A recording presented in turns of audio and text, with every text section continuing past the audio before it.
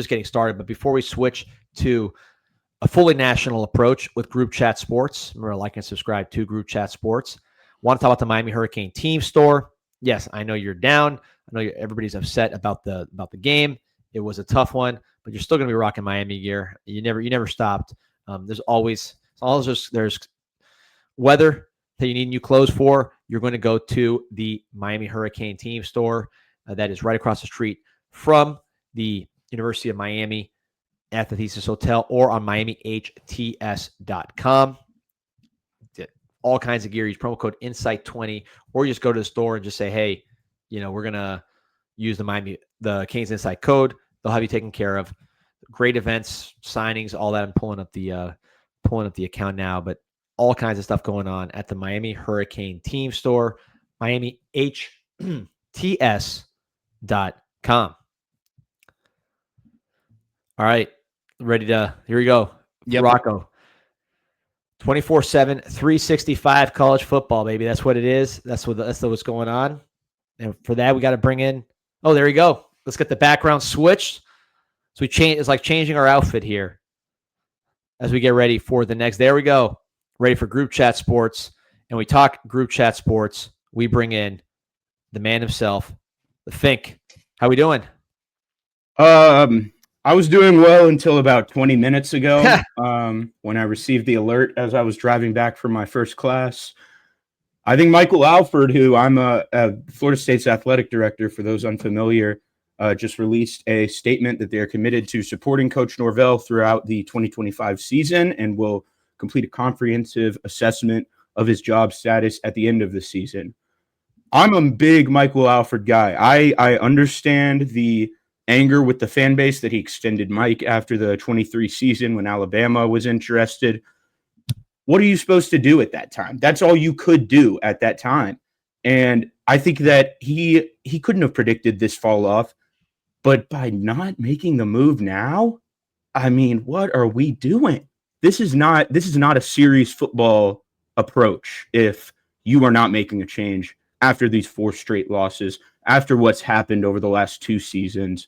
I mean, this is just incredibly unserious. And I thought all of the talk about Alford needing to be fired was kind of ridiculous, but I think this is a fireable offense, to be honest. And I don't want to call for his job, but man, I guess I am.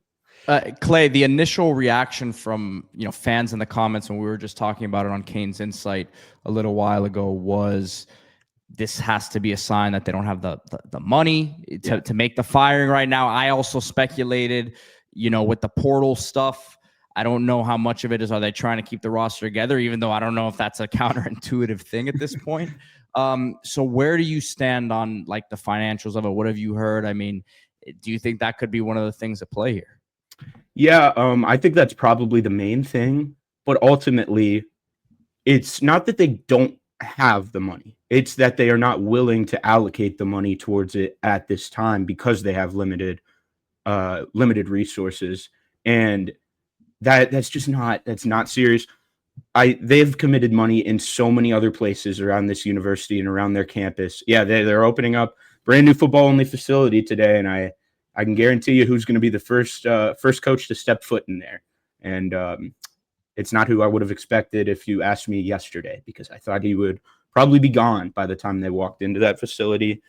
But apparently that's not the case. And I think also the portal thing is a good point. But yeah, I mean, maybe it might not even matter, I also said maybe they don't have their guy kind of lined up behind the scenes yet. Yeah. I think Florida has probably been working.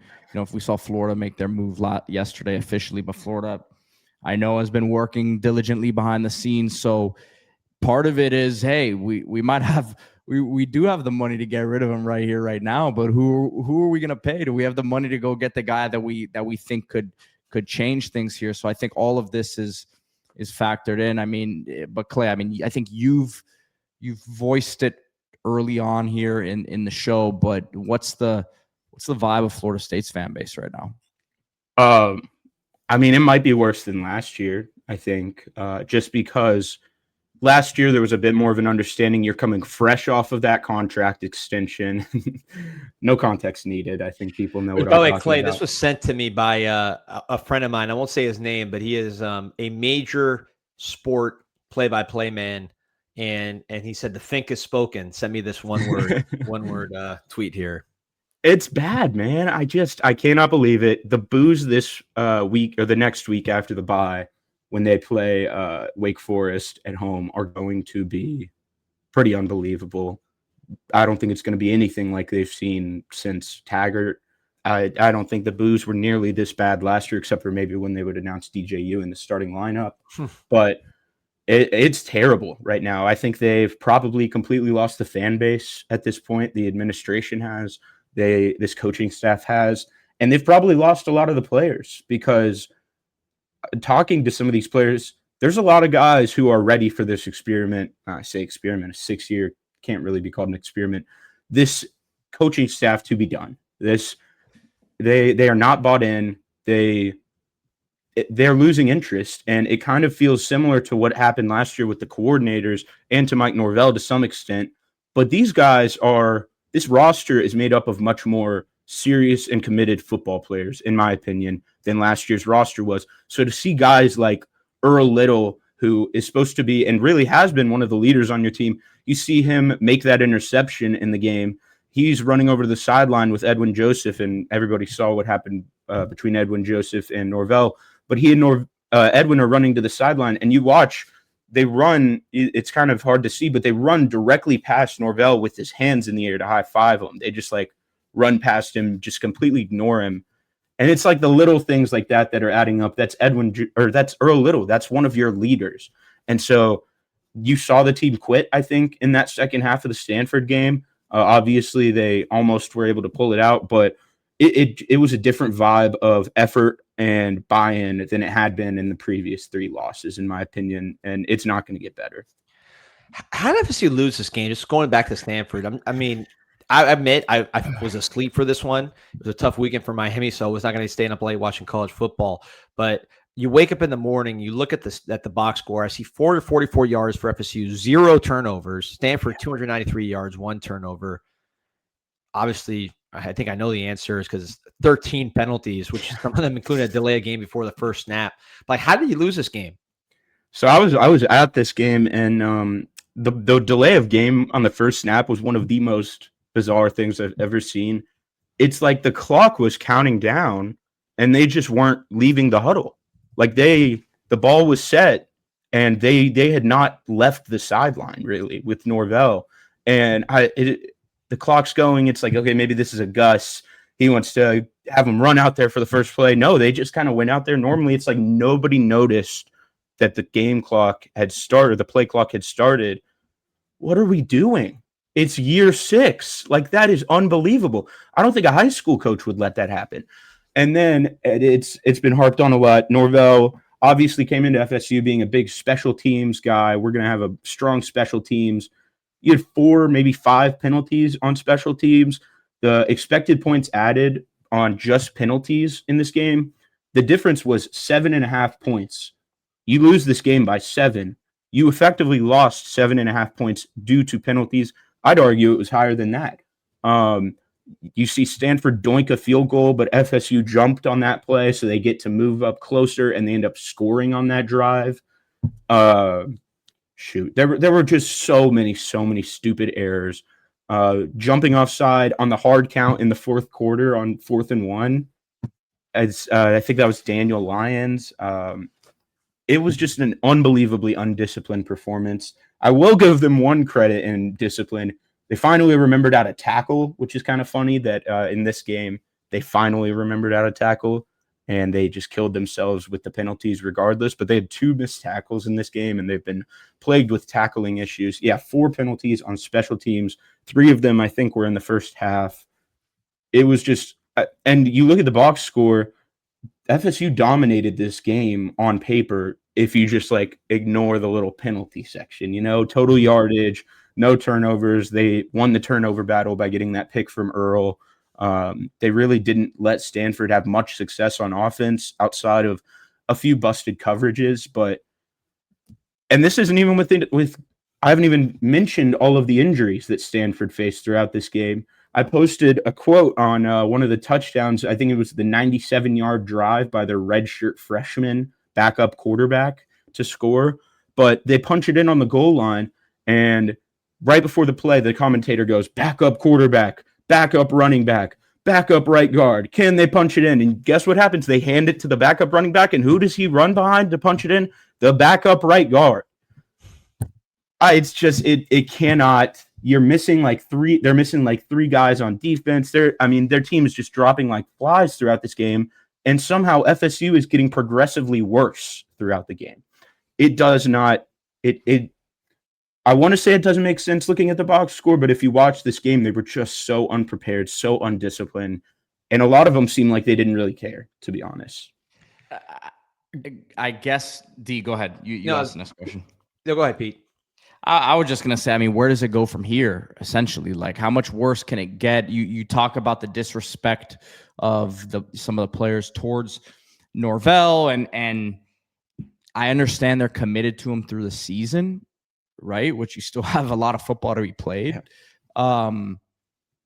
But I almost wonder if it's one of those situations where it could get even uglier. I mean, I'm talking about like guys leaving the team, guys that are considered big parts of the team, that sort of thing. Like, that's what I'm wondering. Is it that sort of toxicity level right now in Tallahassee? Yeah, I mean, obviously we don't get to watch practices anymore, but I would imagine we're probably getting pretty close to what it looked like in practice last year, and that was a complete lack of interest in anything that the coaches were saying to most of these players. There's always some exceptions, but yeah, I think it's definitely going to get worse, and I think making this public statement of support towards Norvell, the fan base is going to turn. I mean, the fan base had already turned, but there were still some, loyal fans. I think a lot of fans were hoping FSU lost this game on Saturday for the belief that it would be the nail in the coffin for Norvell. And yeah, Jeff I think he did. I think what you said earlier, it seems like Alfred inspired himself. I mean, it's just, he's really done a great job at FSU. I think he made a slam dunk hire in basketball. I think the baseball coaching hire was good. Women's soccer has been good. Baseball hire was great. Yeah. And kind of ballsy, like they were coming off a winning season from the son of the winningest coach ever. And they fired him, and they make this move, and they bring in Link. And that was a really impressive move. It's really just been the contract extension up to this point that's looked bad on his resume, but this is about as bad as it gets. And I don't know. I think it's going to get so much worse. DeSantis talking on Twitter. I saw that. That was hilarious. I guess DeSantis, I probably gives like a Florida like sports. Like he always supports all the teams, but it seems like he's more on the FSU side, I guess. He's taking shots here at the Gators for speculating they might want Nick Saban if he comes out of retirement. But anyways, yeah, I guess my thing I want to ask you about, Fink, and there was a comment here that I thought was interesting. I made the flight last year to go to Cal when the Hurricanes played, and Cal was actually better in retrospect than we thought. They had more NFL players. Mendoza looks like he might be the first pick of the draft. They had a bunch of defensive backs that got drafted high, good linebackers. So they're actually more talented maybe than they got credit for. Their tight ends who hurt Miami that day is now in Texas. But I think the flight had a big difference. Made a big difference. Just watching the team, being around it, doing the flight myself, and kind of wondering how this would affect a game. You made the flight. First of all, 220 Greenwich thing. You were loving the Stanford smart Asian hotties out there. But beyond that, getting out there, making that flight, it seems like that cross country ACC thing, and quite frankly, the cross country Big Ten thing, is real, both directions from what I've seen. What do you think on that? Absolutely. It's weird, man. How do you schedule your game day when you're playing on 10:30 p.m. as your body knows? Do you give the guys time to get a nap in before? Like, I don't know. Is that going to make them lose focus? It's just a weird situation to navigate. And for the most part, most coaches have never had to navigate this situation. Like, when has this ever presented itself in college sports that you're having to play at 10:30 p.m. according to your body? So I absolutely think that was a factor. I think that would explain a lot of the stupid penalties, because I'll tell you what doesn't explain them is the crowd. And I've gotten a little bit of pushback from Stanford fans. it was like a fever dream in that stadium. I don't know. It was the most bizarre thing. It was so quiet. There was one point on the first drive, I was standing in the concourse watching the end of the Kentucky game on my phone, and I tweeted, it genuinely sounded like my phone playing on full volume was louder than the crowd. And they just really did not make much of an impact. And yet you still have all these stupid delay of game, false starts, jumping off sides. I think that probably can be kind of attributed to the late game and the travel. You say USC go to Notre Dame, and actually they played well, but losing that game ultimately, whereas doing very, very well at home, you see the trend kind of going all different directions. Of course, Penn State traveling to UCLA, which at the time was the shock of the season. Forget it now because Penn State's playing so bad and UCLA's playing better. But that was also one of those cross-country trips. So almost 1,400 on.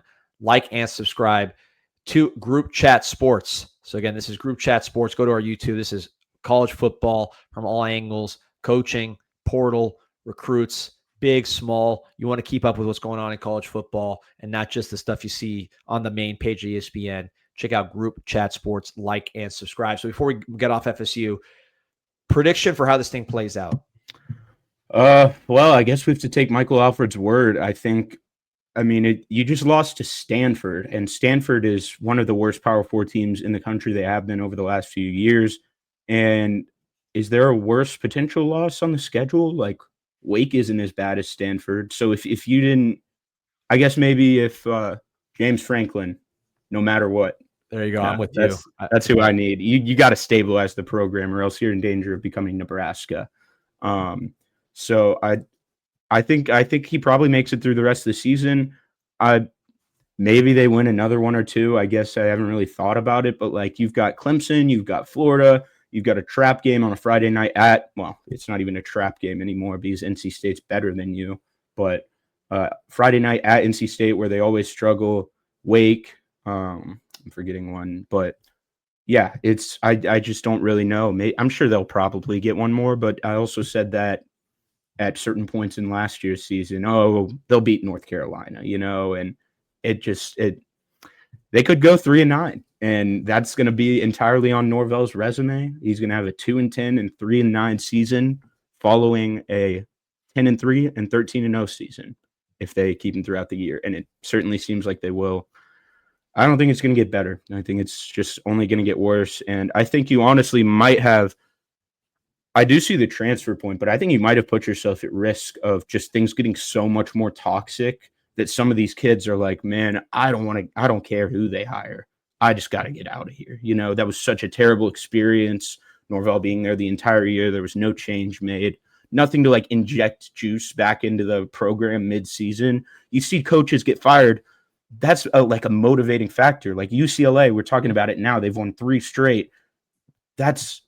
They fire their coach and they bring in these new guys, and obviously they were there already, but they promote these new guys and it's a new voice that you're hearing. And I just worry about some of these guys who maybe would be a little bit more encouraged if Gus or whoever, Odell Higgins, takes over midseason and can bring back some energy, and maybe they'd be more interested in returning.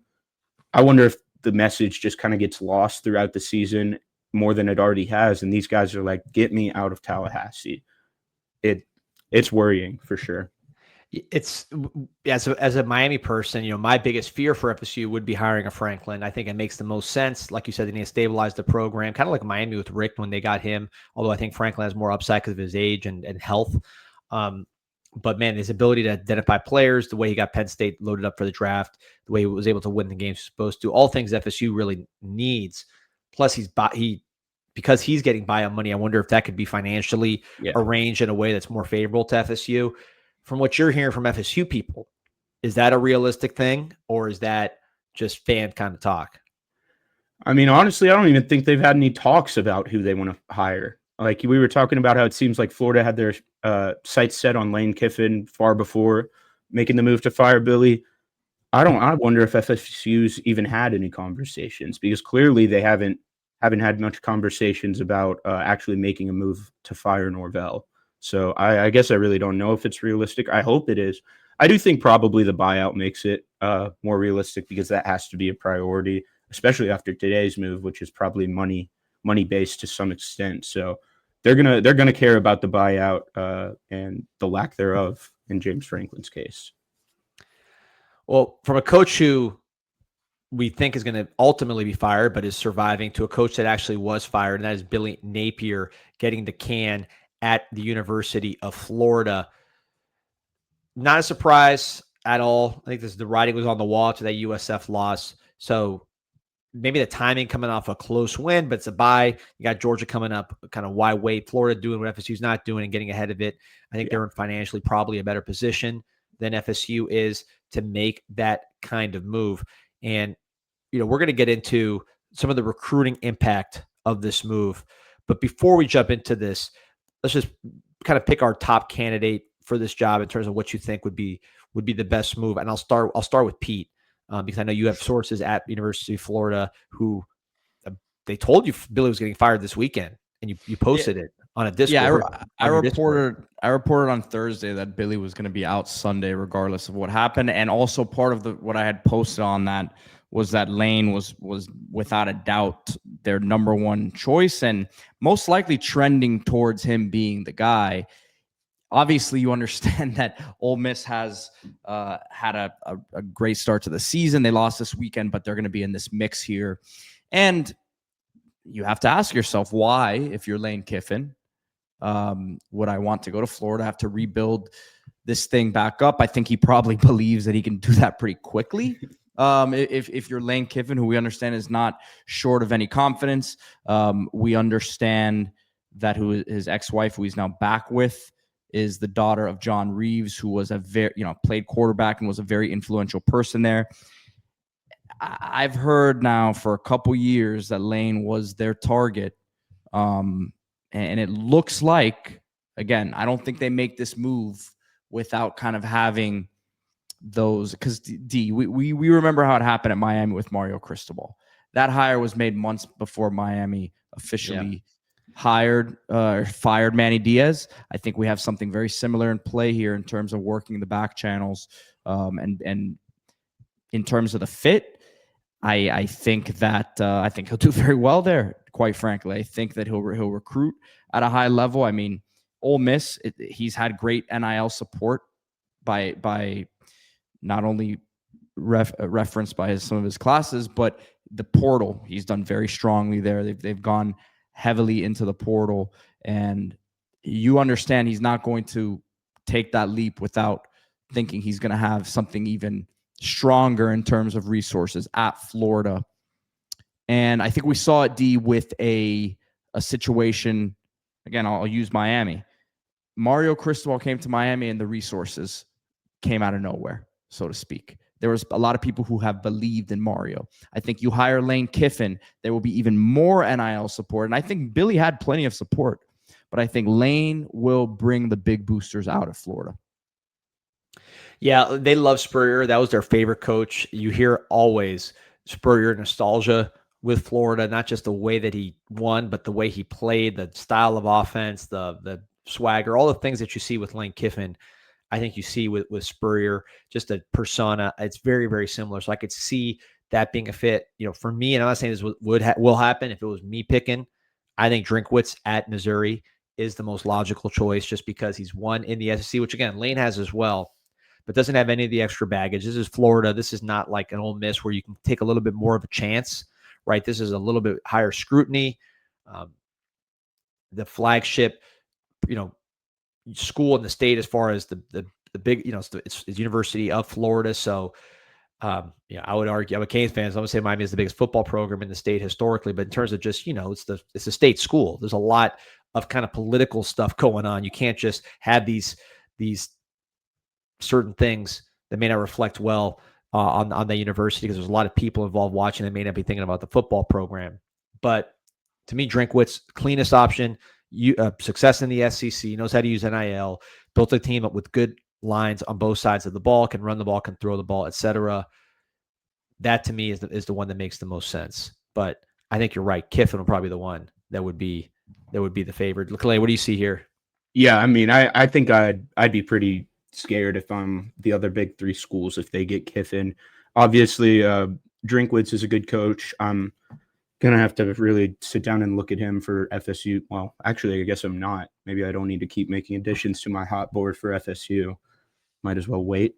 But Marcus Freeman is probably unattainable. I think he's fine at Notre Dame. Maybe I'd have him over Kiffin, but otherwise, I think Kiffin's basically in a tier of his own. And after Billy, who's kind of this corny, he's kind of like Mike, to be honest, just in a different font. They need a new voice and a guy who can bring energy back to that program, and nobody really does that better than Lane Kiffin. And he's going to recruit well. He recruited well at Ole Miss, which is not a historic powerhouse, and I would be pretty scared if I'm an opposing fan if Lane Kiffin is the guy, because I also think this might be a place where does he envision himself being like settling down here? And I think every coach probably thinks that at some point in their tenure at every school. I'm sure there was a point where he thought, oh, Ole Miss might be the place I spend the rest of my career at. But is that really what's going to be the case at UF if he goes there? I always saw Ole Miss as that bounce back big opportunity for him after FAU, right? And I think he's turned Ole Miss into like, man, why would I leave? But I think that's a credit to what he's done and built there. So I'm with you on that. He has to really believe if he makes the leap to Florida that he's going to have some serious backing. I agree. Yeah, you can't go in there if you're not confident that they're gonna fully support you and give you the resources to succeed, because it's not a great situation that he's walking into. That's for sure. Let's talk about some of the recruits that could potentially get rated here for the Florida Gators due to the coaching change. And when I look at this class, what jumps out to me, and I'll let you start, Fink, with Davian. Is it Groce? I don't really know. I couldn't find any. Groce. And I'll let as Pete pulls up the video here. But looking at Davian, highly ranked player, number 47 in the country, 6'1", 190. Him, and then really the whole class. I'm seeing a lot of verified measurables with these guys, a lot of high track performances, a lot of pure speed. And I think with this guy, given his basketball background and the track background and the production, very, very impressive player out of Texas. Yeah, top 50 recruit with a 20.52 200 meter, 10.9 100 meter as a freshman. Those are awesome numbers, but he did them as a freshman. That makes them arguably elite numbers. I don't know if he's continued to run track. I think he has, but those were the most standout numbers to me. And on the basketball court, I couldn't find any numbers like statistics for him, but you'll just kind of see in the way that he plays when he goes up to get the ball, when he's running routes and just sort of creating that vertical separation. He's clearly explosive, and I think a lot of that can be attributed to the basketball background. He's a field stretcher, but I do think that there's some potential to be maybe a true wide receiver one in an offense who's running a diverse route tree. They don't really ask him to do it nearly as much on film. See the block there, that's good, but they kind of just let him run past everyone. But I think he has some of the short area quicks to become more of a well-rounded guy as he continues to refine his skill set. And with guys like this, they haven't needed to be super refined in their skill set up to this point. They're so fast that they can just run past everyone. And he kind of has like some longer strides, sort of Makai Danzy-esque, where it almost doesn't really look like he's moving that fast, but he's just kind of eating up turf as he gets downfield. That was some good nuance on that route there as he kind of gets in the corner's blind spot and then is able to get some extra yards after the catch. So this is a good player. He's out of Texas, so there's going to be some other schools coming calling, and we'll see. We'll see what happens with this one. Yeah, I'd say as an ascendant player too. You mentioned Micah Danzy. That jumped out to me because running back / receiver, right? Track star, size is pretty similar. Anytime you think about UF and some running back wide receivers, think of guys like Percy Harvin, Kadarius Toney, probably in that mold too. I think this guy to me is a receiver long-term just because of that basketball background, right? A lot of the running back / receivers are on the stiffer side, or they're just, these boxy guys who maybe they have the speed and they can catch the ball, but they're not going outside the frame necessarily. That's why they're more running backs. You get the ball to them fast. This guy, I think, can do that. And the clips we're watching now are solid. I've seen his senior stuff. It looks even better. I think there's a guy who you'll see his best as a freshman in the college football world, where he's playing one sport, he's really trained up, and then you'll see that continue to ascend, assuming that the work ethic is there. I really like this guy. I think he's properly rated as a top 50 type player. And if I'm looking at Florida's class, this is going to be right there at the top of my list. I don't know where the Texas schools are in there. I think he fits in a lot of Texas schools just because of the way those schools tend to play offense. You look at Texas A&M, what they've done with Concepcion, with Craver, he could fit in right there in that kind of style of offense. Texas always in the mix. Baylor and SMU probably lower level for a recruit of that stature, but they use guys like this all the time. Houston is playing good football. They got a quarterback coming in, a 5-star quarterback who can use some talent as well. So a lot of different ways you can see this one playing out, but or of course he can stay at Florida. Well, I was going to say, if it's a Lane Kiffin coming in, you have to be very excited if you're a skill position player, because one thing we can say about him, we can go down his record against ranked teams, we can do all of that, but he's a heck of a coach who knows how to get the most out of what he's got, and his playmakers will put up numbers, which is a very enticing thing for guys. They want to see multiple players on an offense putting up numbers, guys getting drafted, which obviously has happened with guys who have played under Lane Kiffin. We're already hearing rumblings of the transfer stuff with them because they've got some very talented pass catchers there. But if a Lane Kiffin comes, I think a guy like Gross would be very inclined to stay aboard. Obviously, given that that the new coaching staff wants them to stay aboard. Marquez Daniel, he's another one in this Class D, a wide receiver that you and I are big fans of. 6'4", 6'5" receiver from Alabama. Another basketball player with long strides, track sort of speed. Miami has tried to get in there, visited Miami, but I think he's another one that things probably have been a little shaky the last month or so from what I understand. But if you get a Lane Kiffin in there, you're probably going to want to stay around if you're him. No doubt. So just another guy that I want to talk about as you guys, and I want to hear from you as someone that caught your eye in this class, but to me, one of the commits that I have my eye on, not because of any information, I don't know where he would potentially lean. A lot of SEC schools in the mix. Florida State was in the mix at one point, Michigan, but that's Carson Baker out of Langston Hughes, powerhouse program in the Atlanta area. Running back, 6'1", 195, a total track star. Look at the numbers, 10.6, 100 meters as a running back. That's almost 200 pounds, 6'1". I mean, that is big time talent. FSU and South Carolina, two programs in flux, were heavily in the mix for this player. I saw him play a full game last year against Milton, where Luke Nichols signed with Miami, a few other guys signed with Georgia, powerhouse program, and they won that game. But Baker was absolutely outstanding, just explosive. I believe he had like a 60-something yard touchdown run. Yeah. To me, I am surprised. And we'll talk about some guys that in college level who are fast, these sprinter running backs that are having success as college freshmen. We'll get to them in a second. But I think this guy's maybe a little ranked too low, 17 on 247, 14th ranked running back on the composite.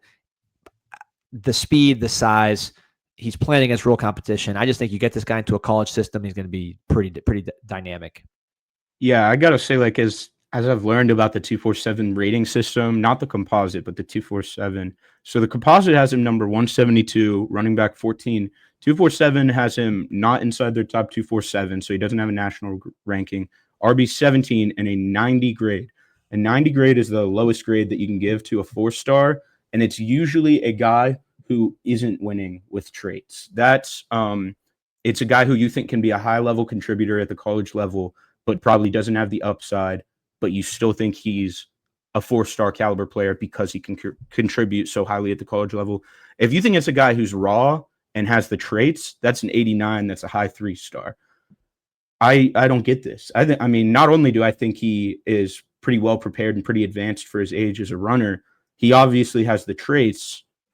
I just think this is a bizarre ranking. I mean, a 90 grade that with a 10.6 100 meter at running back, that just doesn't really make a whole lot of sense to me. And he ran for 8.9 yards per carry as a junior. Like, Yeah, it almost 1,300 translates. yards on a good team. Yeah. So that's definitely a weird one to me as well. Yeah, so finishes junior season with 3 straight 100-plus yard performances, culminating with what I mentioned earlier, 3-touchdown effort in the state final against powerhouse Milton. 200 pounds, 6'1". I don't know if there's any off the field stuff. I don't want to speculate. I have not heard any. So I'm saying it more to say I've not heard anything, and I have no idea what's going on here, because I think this is a guy that teams should be lining up to get. Just any team that really needs a running back. I think Miami Hurricanes, the team I cover, they could certainly use this kind of speed in their backfield. It's been a hot topic of conversation. Guys who could take it to the house and make your running game more dynamic. Well, when you run 10-6 and you're 200 pounds, I think you fit that profile. So very interesting. Another guy with verified measurables. One more, Clay, I want to get your thoughts on, and your thoughts, Pete, as well, on this guy, because this is somebody with a very, very, very impressive measurables out of Windermere, Florida, Orlando area, that is committed to the Gators. And that is CJ Brana. I hope I'm pronouncing that right. 6'1", 166. Lengthy guy, but the track numbers are stupid. 10.33 in the 100 meters, 20.87 in the 200 meters. He was committed to Matt Rule at Nebraska. Matt Rule, a guy that we know he lives by these numbers. He is a verified measurable fiend, as is James Franklin, by the way, who we just talked about as a potential UF coach. But Matt Rule loves guys with size and speed, track speed, Under Armour camp numbers or whatever it is. When you can verify the speed, he's all over you. And I think this is a guy, I guess there's some stiffness concerns I've heard, but I don't see why a guy like this with this length and pure speed wouldn't be more sought after. And he's a top 150 player. So the guy is obviously a big recruit, but I think that he might be undersold when you consider the size and the speed. Yeah, I think when I'm recruiting a corner, you care about the arm length, obviously, and I feel this way about offensive line as well. You want to have the best possible combination of short, long arms, because that gives you the ability to turn. You're more fluid when you're shorter, or you're just generally a more reactive athlete. And so I think about a guy that had the crazy combination of length and speed in DJ Pickett in last year's class, but he's like 6'4", 6'5". Brno is 6'1", and I've seen the number. Brno, is that the way to say it? I screwed it up. So Brno, thank you. No, actually, I have no clue. I have no it sounds idea, better when you say it. Okay. I'm sure someone will correct us in the comments. We'll stick with that. But I've seen the number. I think he has 34-inch arms, which that's pretty elite for an edge rusher. And he's 6'1". So I do think there are some stiffness concerns, but I think dude, you could move this guy to safety if you wanted to down the road. This is just clearly a total freak athlete. And you see he had 6 picks last year, 3 pick sixes. I would want this guy on my team. I do wonder, who's going to pay up for him, or, who's going to go all out for him, because he decommitted from Nebraska. Obviously, Matt Rule's got a good thing going over there, but will he be leaving? We don't know. He took another official visit to Florida State as well. I think those were the only 3 that he took. There was some belief that FSU might have a chance, but then Florida kind of moved in and was able to get the flip. So this one will be interesting to watch. Not as much consistent interest as you would expect from a lot of SEC schools. He's got A&M offer, Tennessee offer, Oklahoma, but LSU, but no Alabama, no Georgia, no Texas. So it's just very interesting to me. I don't know. I don't really know what the holdup is with this guy. I think, why is this not a top 50 player at minimum? I'm a big fan. Yeah, P, what do you see when you watch these highlights and see this guy move? Now offense as well. Yeah, I see the athlete. Some people may say stiff. I would say he's twitched up, rocked up. Sometimes these guys who are so twitchy, they look like they're moving kind of linearly.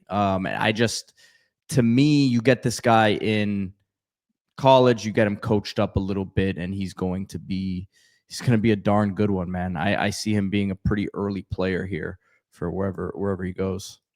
How many corners you see in college that actually play that are 6'1" and run 4.3, which this guy at least is going to run, if not 4.2. 10.3, we're getting down there. How many guys that had that profile don't get drafted?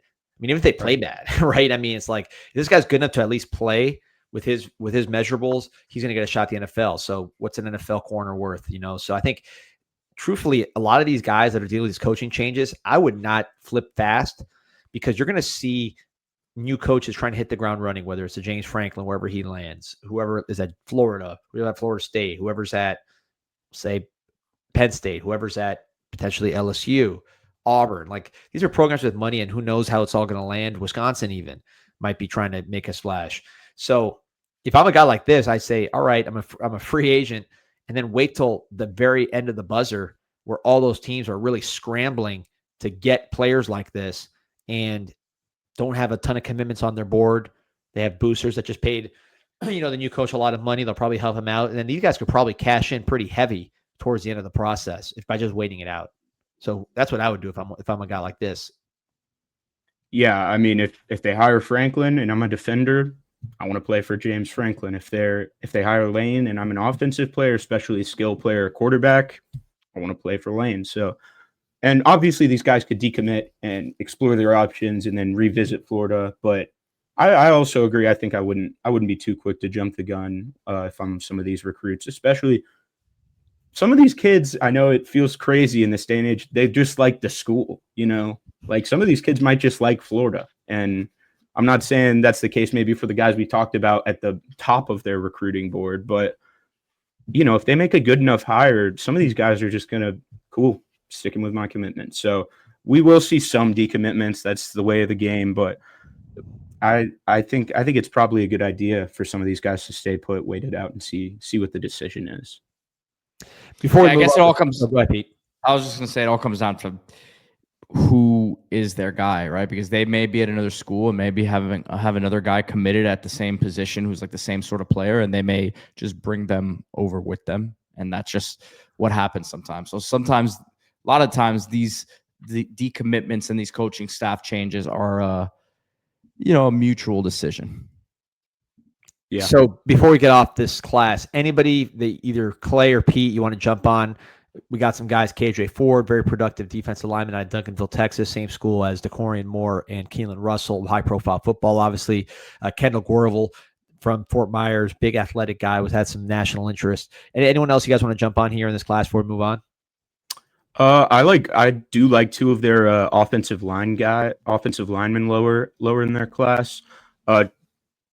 Genivre Carr, I don't know, out of IMG. Yep, he's kind of been in the spotlight for a few years now just because he came into high school with a massive frame. He's listed at 6'4", 336 right now. That's just like a phone booth guard. You're not going to get around him. You're not going to get through his chest. He's going to be solid in pass pro, able to get some push in the offensive line or on the run game. So I really like him. And then Chancellor Campbell out of Lakewood is a high 3-star in the composite as well. He's 6'8", 295 at offensive tackle, so a real offensive tackle body type. And he's an athlete, man. Like he has all of the upside. He also plays basketball. I think basketball maybe was his first sport, which is always encouraging. But if he can continue to add weight and continue to add power, the first round tools are there, and obviously that's a swing you just have to take with offensive line, and you never know how the development will go, but that's a very high upside player. And then Hezzy Kent is interesting at tight end, 6'6", 300, but who knows what will happen with him. And Jaraylin McCoy out of Tupelo, Mississippi. You get some of those Mississippi kids, their highlights are always just completely dominant, and 6'6", 245. He still needs to add some weight. He's probably going to play on the interior, but he's kind of a game wrecker right now in high school. He's got some fun tape. Yeah, Hezzy Kent, D, you and I are fans of his. We talked about him on Kane's Inside a lot. People are slotting him to play offensive tackle, but you see some of his movement ability. He could be a very, very interesting piece. Hey, we talked about it with Lane Kiffin before. Remember JJ Peggs? I actually have used that comparison. And that's who Lane Kiffin gave him the ball. He scored about seven touchdowns in his career, maybe more than that. 100 career rushing yards at 330 pounds, 7 touchdowns. He's my favorite interview I've ever had. I got to talk to him at the Shrine Bowl. That guy is hilarious. Yeah, so I think that could be a potential comparison there, Definitely. for him. So he's an interesting talent. I have a feeling that if it's Lane, then he'd figure out a way to get him the ball and get him involved. Yeah. So let's move on. I also love Hezzy Kent. Let's move on here to a couple players before we get out of here. There's a lot of SEC games to cover. I wanted to really zero in on just some players that I think tell a larger story about the teams that they're on and the directions they're going.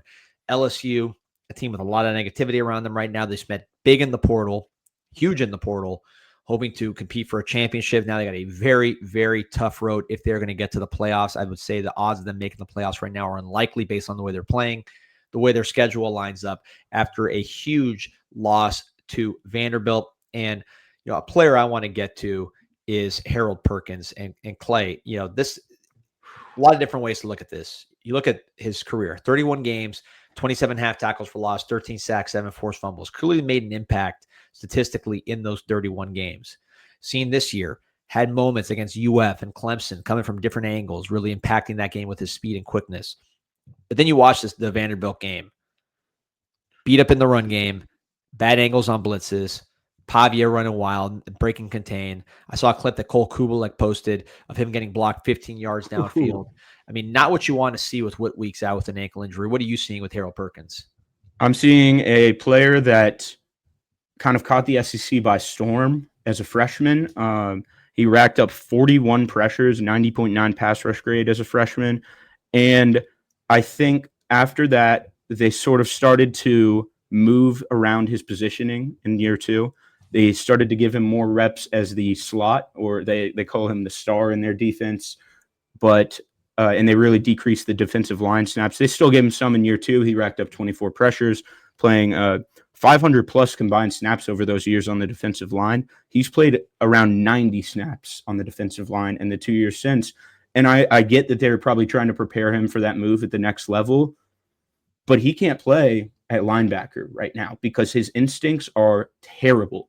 Some of the worst I've seen. His feel in coverage, he has the tools in coverage. There are some moments, I remember last year when they really moved him, and he dealt with injuries last year, but they moved him to star, and I think it was the Missouri game. He had a couple of really impressive drops in coverage where he felt out space behind him.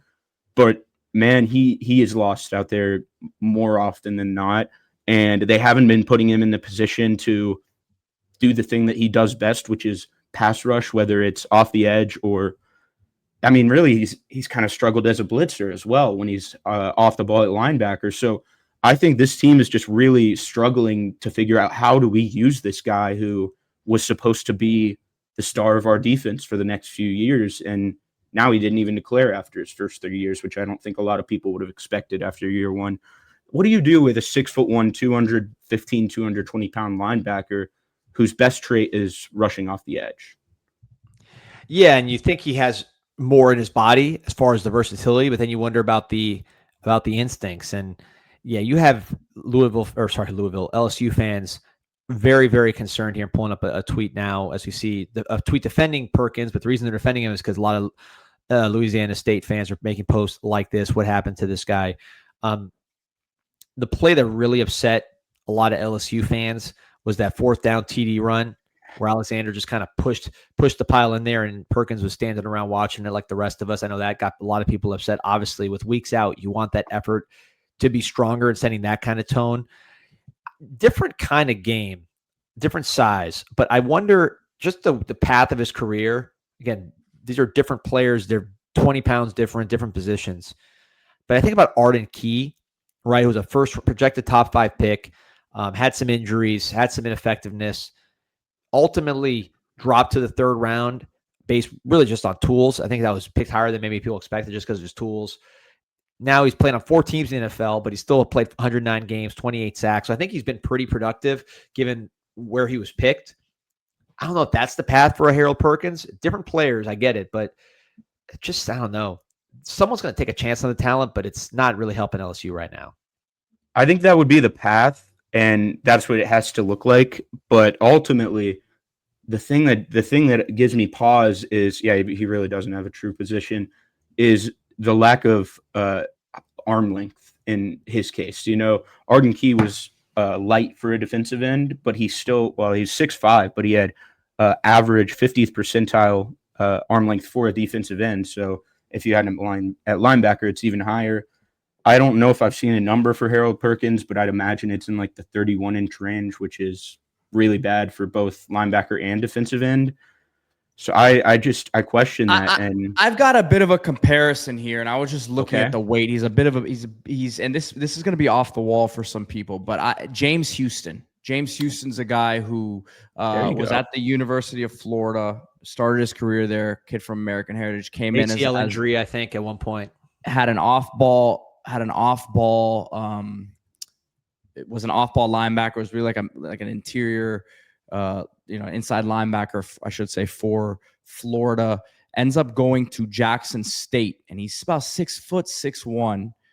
Not as explosive as Perkins, maybe a little bit heavier than Perkins. Yeah, but does not have the skill set really to be a guy in coverage.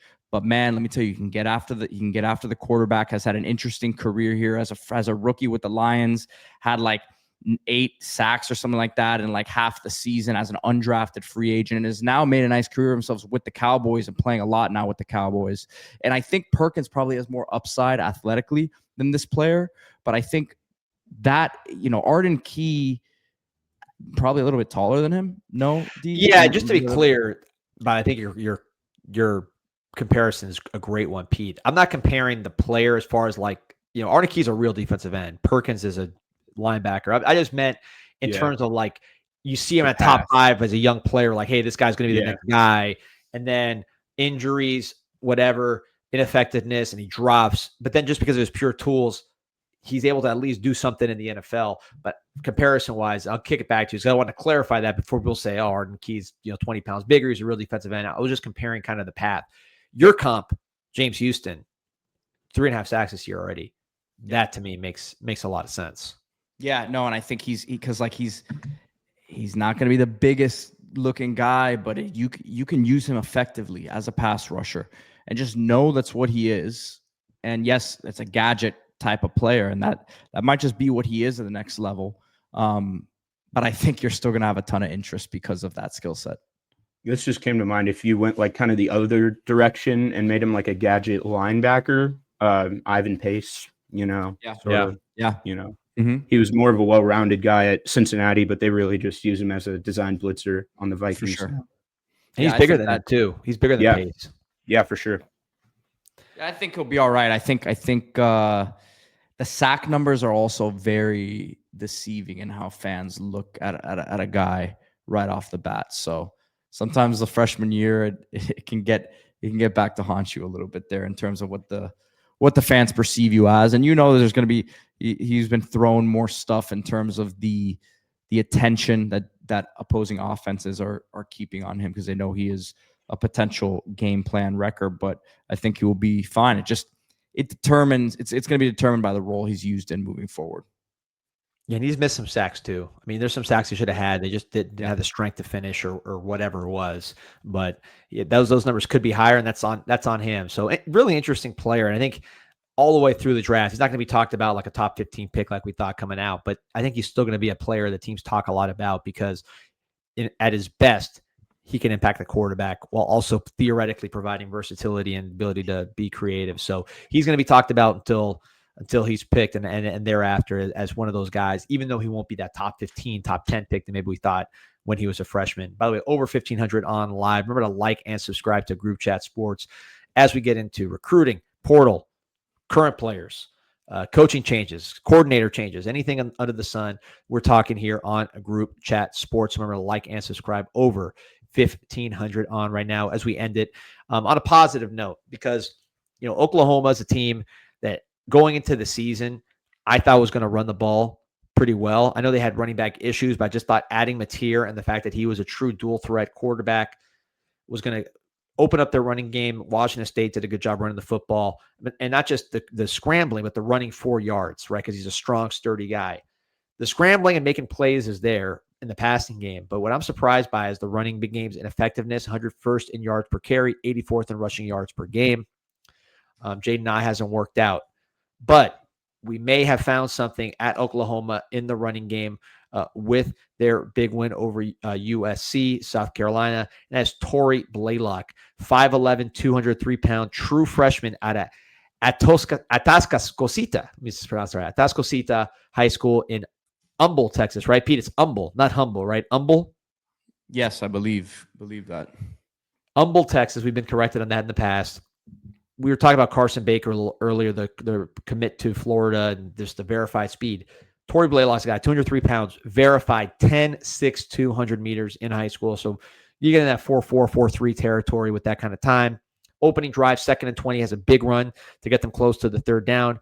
Then ultimately at the end of the drive, 18-yard score, outrunning guys on the sideline. Ben Arbuckle, Oklahoma's offensive coordinator, said that this set the tone for how he wanted to be the entire day. As we look at some of the recruiting stuff for Blaylock, he was a 4-star player, number 17 running back on both 247 and the composite. Honestly, in many ways, similar to Carson Baker, who again we just talked about. This is, I'm saying the comp, but just a similar path profile, and like in terms of the ranking, and I think their listed size is almost identical. But he's really a fast player. He can break some tackles. You looked at what they did in the portal, getting Jaden Ott. He has some experienced backs, Javante Barnes, Xavier Robinson, who Robinson also is running well, 11 carries, 58 yards in this game and a touchdown. But ultimately, Blaylock, who NFL bloodlines, his dad played in the NFL, got brothers who played college, younger brothers, a 27 cornerback, 97 carries on the year, 391 yards, 4.5 yards per carry, 4 touchdowns. I think you're going to see that yards per carry go up. I think you're going to see more big plays. And I just think you're going to see potentially a star in Torrey Blaylock, given just how important he is to a playoff contender as a true freshman. Yeah, I think it's pretty impressive the amount of production that he's been able to amass so far, despite not really playing how you would expect coming in with the 10.6 100 meter. So he's only broken 6 missed tackles this year. His long run on the year is 25 yards with a 10.6 100 meter. Only 25% of his yards have come on 15-plus yard runs. So this has not been like an overwhelmingly home run explosive back, and he's still producing. So I think once, whether it's the offensive line isn't, giving him the wide open lanes to break a long one, or maybe he's just still kind of working out some of the vision and stuff. Once he takes that next step and really is able to unlock that speed, I think there's another level that he can reach. Yeah, I totally agree. That was the surprise to me when I saw the yards per carry on the season at 4.6 or whatever it was. I thought it'd be higher given how good he looked when we watched him this past week and just the pure speed numbers. I think that'll even out over time because, as you know, with these guys that can take it to the house, you got 180-yard touchdown, and that picture changes pretty quick statistically. But you see, the track speed translates when you watch him play here in high school. He had that 18-yard run, which is really just outrunning guys. I think he's done a nice job with his lateral quickness. I like how he was moving around. He's not a stiff player. And when you have a quarterback like Napier, I like this kind of running back because Napier can run short yardage. He's got big legs. I know he's hurt now, and maybe you're trying to take it a little easier on him, but he has those big, strong legs. He is a power runner. I think back to Tim Tebow when he was at Florida, just another big-legged running back. I'm not saying that Natier's Tebow, but similar kind of build and approach. When Tebow's running backs were never big, they were always either a Percy Harvin or a Chris Rainey or a Jeff Demp, someone with a lot of speed who could take it to the house. So if you're watching Tebow and his power threat and his ability to get 3 yards when you need it, you take your eyes off a guy like this, and then boom, they're going to the house. So we'll see which direction Oklahoma's running game goes. Obviously, good start this past weekend, but this is going to be a bubble playoff team, and they have some very, very difficult games coming up. And they need, and as a true freshman, a lot to ask, but they need this guy to be a dude and to continue to build on that momentum. It's crazy how quickly things change now in college football, D, because we're talking about them as a bubble playoff team, which I agree. But we were hearing last week there were reports of Venables being on the hot seat. And it really could be the case if they dropped, a couple of these next games. But that is just how explosive this stuff is now with the money involved and the NIL. And there you go. You got the Cam Ward celebration there, or I'll call it really the Dawood Davis from Western Kentucky celebration, as history has shown. But client. Yeah. You see some physicality here blocking.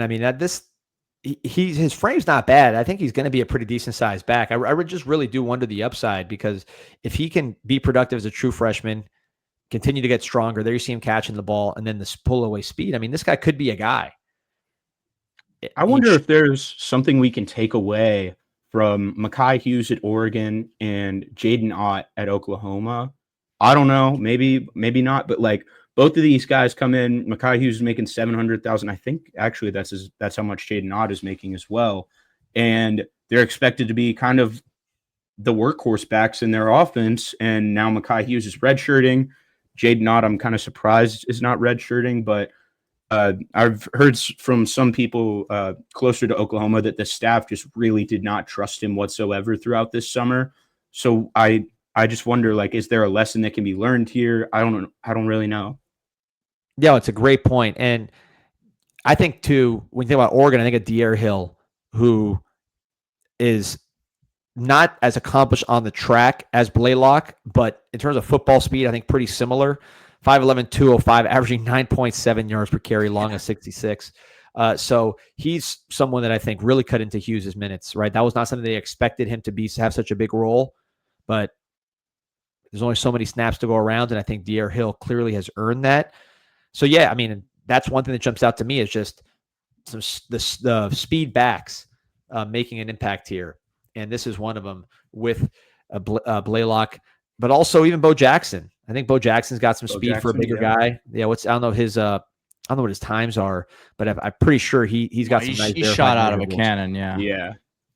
This is a pretty complete back here, Blaylock. I got to say, I'm impressed with some of the change of direction and lateral agility, even some of the tackle breaking. Obviously, he had a few nice catches. So I think this guy is just going to only keep getting better. Yeah, no, and the confidence of having a game like this. Now, Oklahoma's schedule is an absolute bear. I mean, just pulling up here right now. Oklahoma, you'd sign up for where Oklahoma is right now, certainly. They're number 13 in the country. I think any Oklahoma fan watching that offense last year would sign up for 6-1, number 13 in the country. But here we go. I mean, it's almost unbelievable when you look at it. So let me pull up Oklahoma's schedule. You want to guess how many ranked teams they play for the rest of the year? It's like 5, right? 5 more? 4 more? All of them. So Ole Miss number 8, 17 Tennessee, at Alabama, then home against Missouri, and then home against LSU. So it is you thought Texas was going to be a tough game, which they lost anyways, but that was not, Texas ended up not being as good as we thought. This right here, and we've talked about jobs coming open, right? So this could be a job that is rock solid if they get through this, and then Venables is the guy and you're throwing parades, but it could also go sideways. Let's say you lose, I don't know, 4 out of 5. Yeah. And now you're talking about 5 possibility a year. That could easily happen, especially with Napier not 100%. So they got to run the ball. They have to. It's not just Blaylock's a nice thing for them. They need Blaylock to be that guy. Similar to how Bo Jackson is for Ohio State. Similar to how Hill is for Oregon. They need him to be that guy, because if he's not, and they can't run the ball, and they put it all on Napier, who's banged up, that one could get ugly. Yeah, that would. I mean, if they lose all 5 of those, that would be their 3rd straight 6-6, or 3 out of 4 years under Venables. They would have gone 6-6 in the regular season, and then they obviously had the 10-3 season in 2023. But yeah, I think the time would probably have come if they lose 4 or maybe even 3 of those 5. Crazy. Yeah. All right, fellas, almost 1,600 on. Please support us at Group Chat Sports. Like and subscribe to that channel. If you're a Canes Insight viewer, watch this on that stream. Check us out on Group Chat Sports as we get this thing rolling here with all coverage of all the country, not just portal, not just coaching changes, not just high school recruiting, not just standout players, young players that are emerging, all of the above at Group Chat Sports. Again, for Pete, for Clay, appreciate you all. See you tomorrow. Hit that like and subscribe.